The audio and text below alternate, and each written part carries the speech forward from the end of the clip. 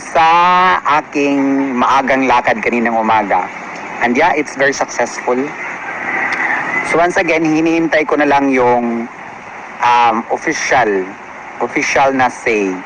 Okay? So maraming salamat sa inyong lahat. And yeah, I will tell you in the right time, malapit na. So ang videong ito, update lang muna no, sa aking buhay. And then, hindi muna ako mag-live kasi pinapahinga ko muna yung boses ko, yung aking dito, at saka yung katawan ko dahil.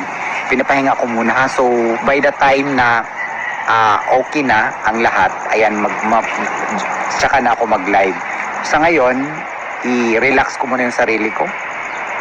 And then, pahinga muna ako dito, no? Kasi sobrang, as in, ug-ug yung katawan ko kanina sa travel.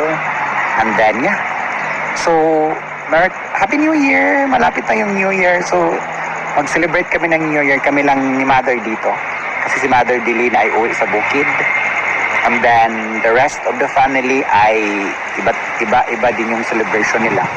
Well, anyway, ganun talaga ang buhay dahil. At ako, hindi ako makapunta sa bukid dahil sa kalagayan ko. Okay?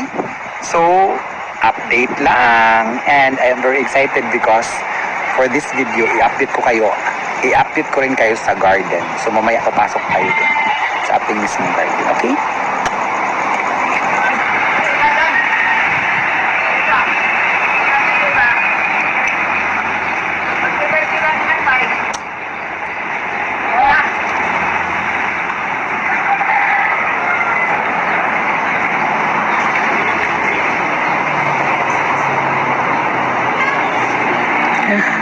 Yes, karating ko lang. And mamaya ako na sasabihin kung ano yon.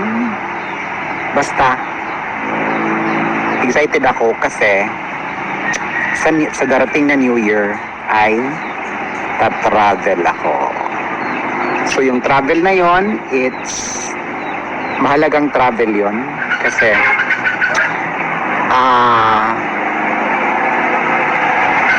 mahalagang travel yun kasi gagampanan ko ang aking basta. So, yun lang muna. Hindi muna ako mamaya na ako magsalita sa official travel date ko kung okay na lahat ng documents. But hopefully, okay na lahat.